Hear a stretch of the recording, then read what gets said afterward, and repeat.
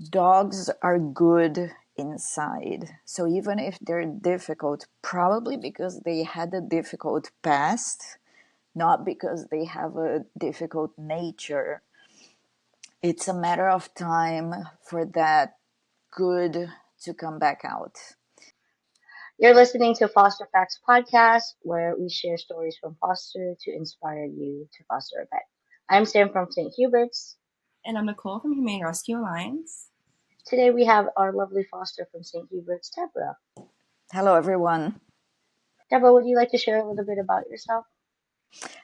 Sure. So I have a pretty busy life and I travel all over the place, but I absolutely love dogs. So whenever I'm dogless, I am less happy. So whenever I am home, I need to have a dog. So I consider myself a serial foster mom. Oh. That's awesome. You said you're currently fostering someone right I now. am, It's a little bit different than you usually. yes, I am currently fostering Trevor. He's sleeping right next to me right now. So yeah, Trevor is a different dog for me because I'm used to fostering and adopting larger dogs. I have two pit bulls of my own. So one was a foster fail. I fostered the dog. I completely fell in love with it. So I adopted the dog and then I adopted a second dog because, well, if you have one, you should probably have two, I guess. So because I travel so much and the dogs are in another place, so I can foster dogs when I'm in this home. And currently I have Trevor. He's a Chihuahua mix. So he's a very small dog for my standards. I like larger dogs. But my most important thing with fostering is that I want to help the dog that needs the most help. So I go to the shelter and I ask who needs out of the shelter, who needs a vacation at home and not at the shelter. And this time was Trevor, and he just came up to the chair that I leave here for him. So this is Trevor, and he needed a little vacation. So I took him. He's a good boy, and I'm very happy with my first small dog experience. That is amazing. What is it? Is Trevor just wasn't doing well in the shelter, or is he older? What's the situation with Trevor? Yeah, he's a little bit older. He's an 8-year old Chihuahua mix, and I think he normally the dogs may be a little bit stressed at the shelter, and I think he's been there for 2 weeks, and I think he needed a little time off. I didn't ask much. I just took the dog in because, as I said, I love all dogs. That's my weakness or my strength. I see a dog walking on the street, I need to pet the dog. So I go ask if I can pet, and I have to pet all dogs that I see on the street. Yep, we are absolutely animal lovers too, so totally get that. I know that a lot of people are concerned when they start to foster, just the challenges overall with fostering, and it seems like you go for the animals that might need the most out of the shelter. So it might be a little bit more difficult, I would assume. Do you think that you found something that's super challenging, or do you think that you were able just to kind of go with it because you are such an animal lover? That's a good question, and it was an interesting story for me. So I started taking fosters during COVID. I never had dogs. I always wanted to have a dog. And during COVID, everybody was stuck at home. So I said, I'm going to foster because when COVID is gone, I'm going to restart traveling. So I cannot adopt. My very first foster was a pit bull because we love pit bulls. And that was a dog that was in the shelter for a very long time. And he could never be adopted because he was very reactive to a lot of people. So people would come in to meet the dog, and the dog would be barking and would not be friendly, so it wouldn't work. So then they put the dog to foster, and a lot of foster trials happened, and the dog was very reactive. For some reason, when I met the dog was not reactive. We went to a park. The people who had the dog at the time were very careful, so we were walking in parallel instead of meeting face to face. So it was very careful meet and greet because they knew it was a difficult dog. I also knew it was a difficult dog. So the whole family came. It was me, my husband, and the two kids on a park, and we sat on the floor, and the dog didn't react. So he sniffed everybody. We had treats. We were very like mild and slow, and it worked. So we took the dog in. It was amazing. The dog was complicated. He needed training. It was difficult on the leash, etc. But I absolutely fell in love with the dog. His name was Carlo. He changed name after adoption. He's now Zuko. I still follow him on Instagram. And so, yeah, it was difficult even for him at home to relax, to stop barking at the mailman, for example. So we had to cross the street when we were walking and other people came. So it was a lengthy process.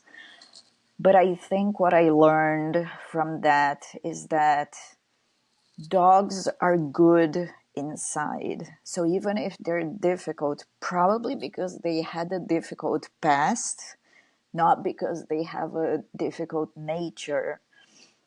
It's a matter of time for that good to come back out. So for Carlo, it took 3 months. He stayed with us in foster for 3 months.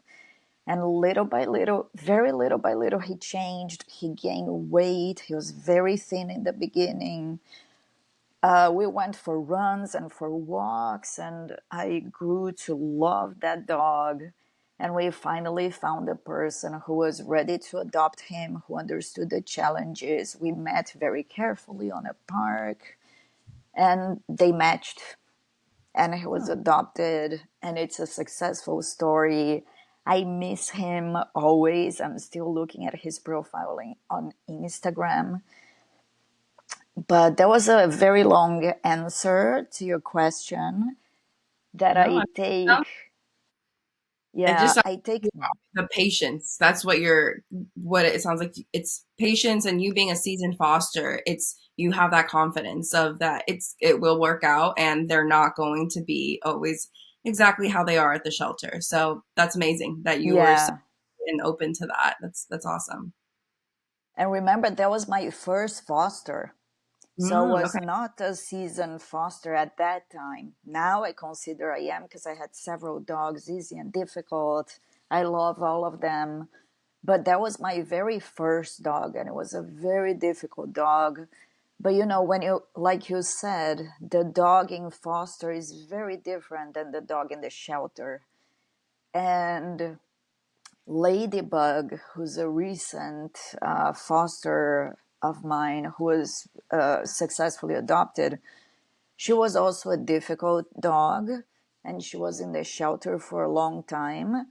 And I remember when I went to pick her up, she was crazy. So we go in a little room, and they bring the dog for us to meet to see if it's going to work. For me, it's always going to work. So I need to know if the dog's going to work with me. So she was jumping everywhere. She jumped on the sink and she picked up stuff, and it was very messy. And people at the shelter, they were like, "Do you want to see other dogs?" And I said, "No, I will take her." So, and you know what happened when she came home? She turned up on her belly and she wanted belly rubs. And she was on the floor, and she was so mild. and I called her on the sofa with me, and she cuddled. She didn't do anything wrong in the house ever. She didn't jump anywhere that she was not supposed to. So really, I think at the shelter, she just needed people, more contact with humans. She needed more love, and just being the shelter. There are so many dogs that I think is probably impossible, even if the shelter staff loves all the dogs. It's just not time, possible to give enough to all dogs. So I think she was just lacking human contact. So she came home and she was the sweetest. She was so sweet at home. So I could see how it may be difficult to adopt. So if you go to the shelter and you see what I saw, a dog jumping everywhere and being messy in the little room that we meet, I can see that it may be difficult for a family to say, yes, I'm going to adopt this dog. Yeah. But the minute she entered my home, she was a different dog. Super loving, super cuddly. And I absolutely fell in love with Ladybug as well. Oh. It's definitely the comfort too when they're in the shelter. It's not, they can't get comfortable no matter how many blankets and toys and cuddles we give them. They can't get comfortable. I mean, I wouldn't be able to get comfortable in that situation. So Yeah. it's a complete 180 when they're in a home and they realize, oh, I have someone that's going to be giving me sole attention. I feel comfortable and happy, and I know what I'm supposed to, like, I'm safe now. So that's amazing. I mean, and you said, was Ladybug your last foster or recent foster? She was my most recent foster. Yeah. I had other dogs before her. I had Scarlet, who was a pit bull mix. I had Woody, who was a medical foster. He had a bone fracture and he was recovering. And Kylo, who was a foster fail and he's mine now. And then I adopted Kaya. And then I fostered Lancaster, Princess Tiana, Ladybug, and Trevor. A lot of Oh. dogs. And I love all of them. And it seems like you've foster failed before. So what stops you from, I guess, foster? Well, we like to also call them foster successes because, I mean, at the I end of the day, agree. I mean, it's nice to be able to help as many animals, but honestly, once you find your match, it can't really stop it. The animal clicks with you, you click with them, and it's a good match. If it works out, sure, why not? But I'm sure that there have been multiple other dogs that you've probably wanted or considered adopting. How do you kind of decide whether you want to go ahead with that or not? Yeah, so that was interesting because I would say of the dogs that I fostered, the one medical, I knew it was a limited time because he needed to go back to surgery and doing other stuff. So I knew, it wouldn't be possible to ever keep him. Um, there were like Princess Tian, I could have kept her. Ladybug, I could have kept her. So I really, there's some Carlo, my very first one, I could potentially have kept him. What happened with Kylo was such a difficult story. So I fostered him. He was 3 months old, a pit bull mix, very small, but a pit bull mix. So I knew he would be a big dog. He was burned. So he was rescued from an abuse situation.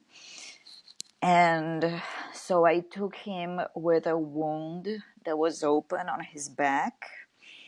And that was very sad because he was so little and he was so scared. And I wanted to help him and I wanted to just give love and just help him, relax, know he's safe, and know he will have food every day and he will have love every day until he's ready for adoption. So of course I loved. He was a puppy. He was so pretty. He was wounded. It was not that was not pretty. He was really wounded. There was some wound care that needed to be done, etc. I was happy to do that. And then 2 weeks later, the rescue, which was not St. Hubert, was a rescue that was a little bit iffy, I would say. They called me and they said, okay, it's been 2 weeks. Are you keeping the dog or are you returning the dog? And I said, well, that's not how foster works normally, as far as I know. I keep the dog in foster until they find their forever home. And she said, no, my policy is in 2 weeks, you return the dog if you don't keep it forever. So I had this traumatized dog who was wounded. The wound was still open. He needed cream. He needed to wear a t-shirt, and because you couldn't, it was on his back, so it was very hard to dress it. And he was full. He didn't eat well. I had to hand feed him. It was like very complicated. I could not imagine returning that dog to the shelter. It would just further traumatize him. So I just thought the policy of that particular shelter was not appropriate. So I said, I'm not returning the dog. I'm gonna keep it. I couldn't in me have it to return the dog to the shelter. I said, I'm happy to keep it until you find a forever home. I can keep it as long as needed, several months, whatever, but not back to the shelter. And she was very rough and she said, no, either or. So I said, okay, I'll keep it. I didn't think twice. It was difficult because my profession requires a lot of traveling, but I said, I will figure it out. And I figured it out, and he's my dog, and I love him to death. And now he's a big dog, super lovely, super cuddly. He's amazing, and he All has a healed scar up. on his back. He's healed Oh, up. He does have a he's line with no hair on his back, but he's amazing, and I love him. So he's a foster success, like you said. Yeah, absolutely. Yeah, that's unfortunate. I mean, every shelter has different policies, but we want to encourage fosters. So in that kind of situation, I'm glad that you kind of continued with fostering and went ahead to try to keep helping dogs because they need to be in homes, and it is tough sometimes when the policy doesn't really align with what you are hoping to do, and a lot of people are kind of nervous about starting to foster because they're scared of those restrictions, or if it's going to be more difficult than they think it should be. So I'm glad that you persisted, and I mean, it's great to see that at least not every policy is a little bit difficult, and so I'm glad that it worked out for you. I think what Nicole was trying to get out was like, how has your experience with St. Hubert's foster team and community have been? Uh, Yeah, and I can tell you that that one was a one-off weird experience, but I also fostered with another shelter that was super nice and had reasonable policy. So I'm hoping most shelters have a reasonable policy, and I can say for a fact that St. Hubert has a wonderful way to handle fosters and adopters. I've seen also when I was trying to adopt a second dog, some shelters have weird adopting policies. So I say for a fact that St. Hubert's policies for fostering and for adopting are very thoughtful, very careful for the dog and for the people adopting or fostering, but not overreaching. So, really nice, productive, and making sure. So, St. Hubert really understands each dog on a deeper level. So understand the dog's personality, what the dog likes, what the dog doesn't like. So when they're discussing a dog with a person, they really go into the psychology of the dog, because people have different expectations on what they want with a dog. So I think that detail is very important for a successful match for foster and for adoption. So whenever I foster, I know what I'm getting. And I know it's going to be different when they come home, because normally they relax and it's normally much easier at home. But I know that the dog will have a different quirk or will have a different personality trait. So I bring the dog knowing. So that's really helpful. And the adoption process is super easy. So, of course, careful and making sure there's a proper match of the dog and the person or the family. But it's not overly, difficult process. So I think Sun Uber has the best balance of ensuring they understand the dog, they understand the family, and they facilitate the process for foster and for adoption. So, two thumbs up from me. So good to hear. What I really want to know, Deborah, is what is your secret, right? So now you're an experienced foster. You've mentioned that you usually to take the dogs that have been in the shelter for a long time, the ones who are a little bit difficult when you first meet them at the shelter, but you seem to have a record of having them adopted within a couple weeks. What do you do different? What's your secret sauce? So, I think there are two things. One is to come with a lot of love and patience.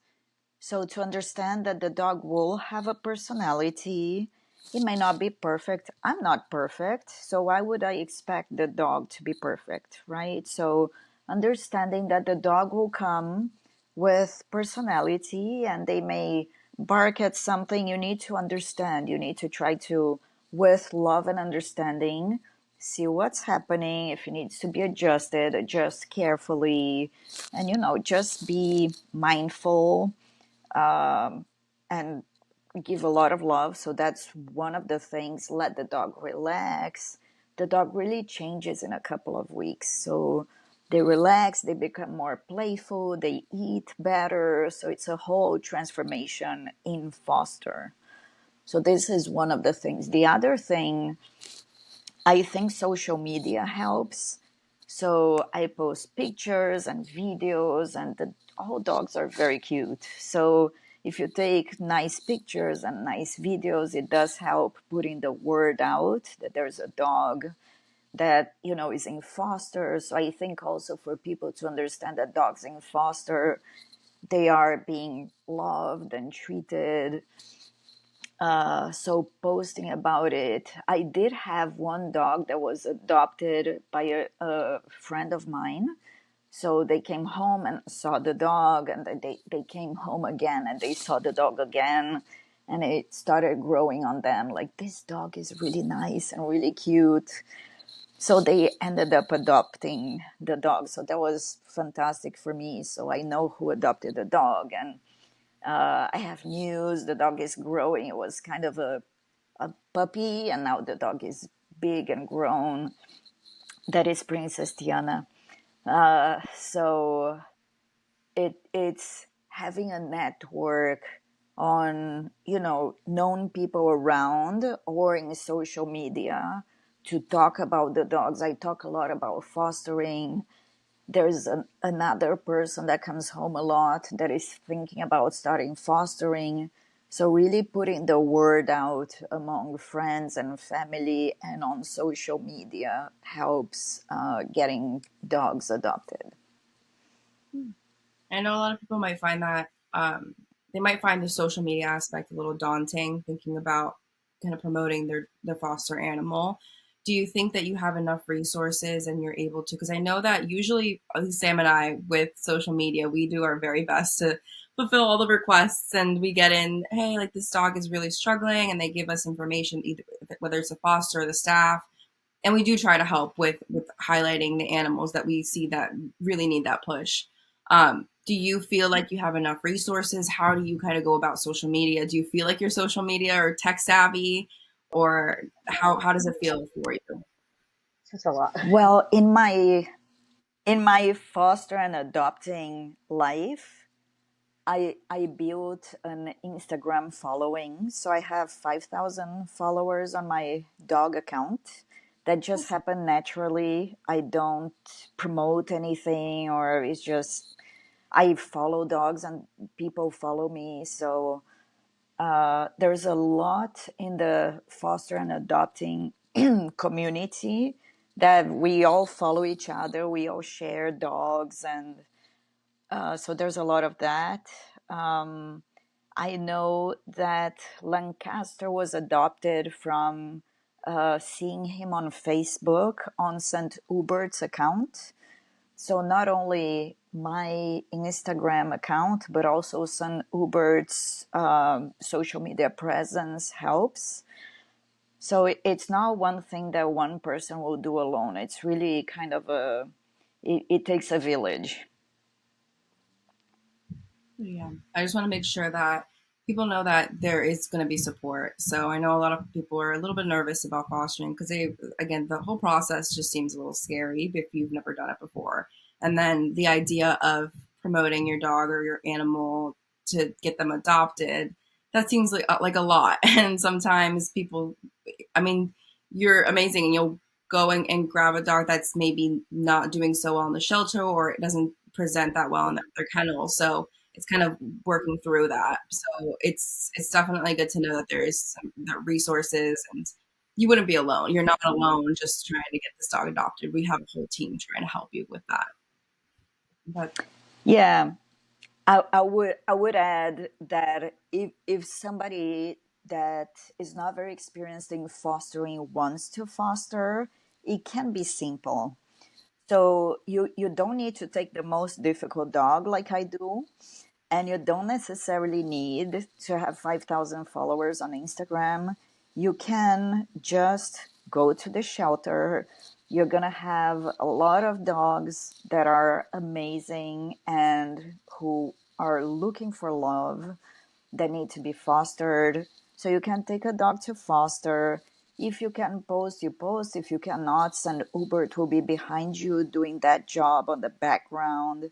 And just, doing your job at bringing a dog home, giving love. Some Uber will give you all the food. If there's medication, they will give you toys. They will give you a dog bed. They'll give you everything you need. So you basically need to go there. You will come back with everything you need and a beautiful dog and have a wonderful experience. So it doesn't really have to be complicated. It can be very simple and the dog will be happier.